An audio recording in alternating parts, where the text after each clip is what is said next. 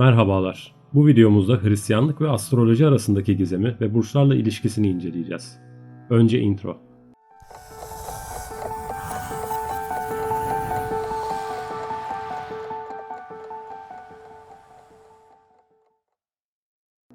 İnsanların güneşin yaşam kaynağı olduğunu fark etmesinin tarihi o kadar eskidir ki belki de ağaçtan inmeden bir şekilde farkındaydık bunun.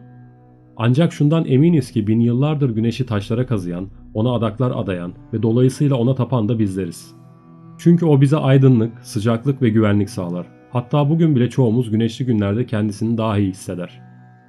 Tabii bir de şu var ki düşünsenize hem yaşam sağlayan hem de bir o kadar yakıcı bir alev topu her gün üstünüzden geçip gidiyor. Sanki her gün sizi kontrole gelen tehditkar ama bunun yanında ekinlerinizi büyüten ve gezegendeki tüm canlılara yaşam sağlayan şefkatli bir tanrı. İşte bu tanrı biz kendisine inandıkça tarihten tarihe, medeniyetten medeniyete şekil değiştirir.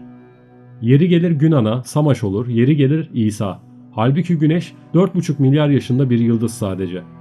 Yıldız demişken kafalar biraz daha çalışmaya başladığında ve muhakememizi geliştirdiğimizde fark etmişiz ki gökyüzü bize bir şeyler anlatıyor.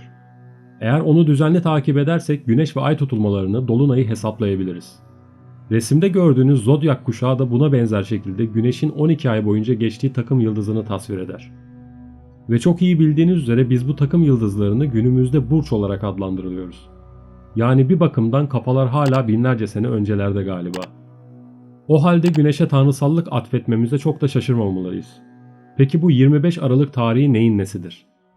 24 Aralık'ta doğuda göreceğiniz en parlak yıldız olan Sirius ile Orion takım yıldızının kemeri diye bilinen 3 yıldız, efsanelerde 3 kral da denir, aynı hizaya gelirler ve hep birlikte 25 Aralık'ta Güneş'in doğacağı noktayı gösterirler. Bunun yanında 21 Aralık diye bildiğimiz Kuzey Yarımküre için en kısa günden bir gün sonra ufuktaki en düşük noktasına ulaşan Güneş bir bakıma ölür.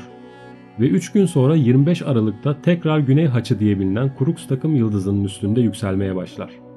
Yani Güneş haç üzerinde ölür ve 3 gün sonra dirilerek hayata döner. Aynı İsa peygamber gibi.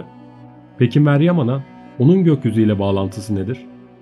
Bakire Meryem ya da Virgolu Virgin anlamıyla bilinen Meryem'in doğumu 8 Eylül olarak kabul edilir. Yani o Virgo Başak Burcu'ndandır.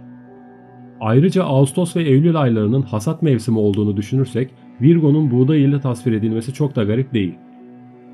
Bu arada İsa'nın doğduğu yer olarak bilinen Beytüllahim, ekmek evi anlamına gelir. Ve tabii ki elinde başak olan Virgo ile ilintilidir. Yani belki de Beytüllahim dünyada bir mekanı değil de gökyüzünde bir yeri ve tarihi işaret etmektedir.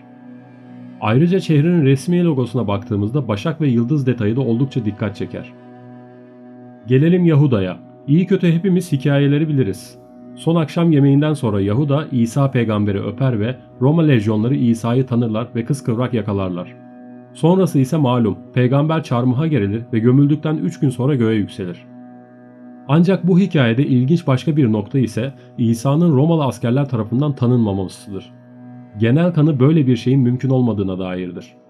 Buna bağlı olarak Yahuda yaz aylarında gündüz vakti gökyüzünde olan Orion'u öldürmesiyle bilinen Akrep takım yıldızı ile ilişkilendirilir. Akrep takım yıldızının gökte yükselmesi demek artık güneşin gökyüzünde daha az görünmesi yani kış aylarının başlaması demek. İşte Babillerden biridir gelen inanç bir daha ortaya çıkar ve akrep aslında öpmez, sokar ve güneş yani İsa peygamber ölür. Son olarak vali ya da savcı olduğu söylenen ve İsa peygamberi yargıladıktan sonra ben onun kanını alamam diyerek davadan çekilen Pilatus'tan bahsetmek gerek sanırım. Güneşi öldüren akrep aslında kendi yazgısını da yazmış olur. Hikayeler farklı olsa da Yahuda İsa peygamberin çarmıha gerilişinden sonra ölür.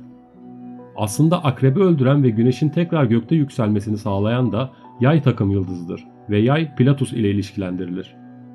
Peki sizce gökyüzü mü daha karışık yoksa yeryüzü mü? Videomuzun burada sonuna geldik. Benzer içerik fikirleri için hepinizi yorumlara bekliyorum. Beni izlediğiniz için teşekkür ederim. Bir sonraki videomuzda görüşmek üzere.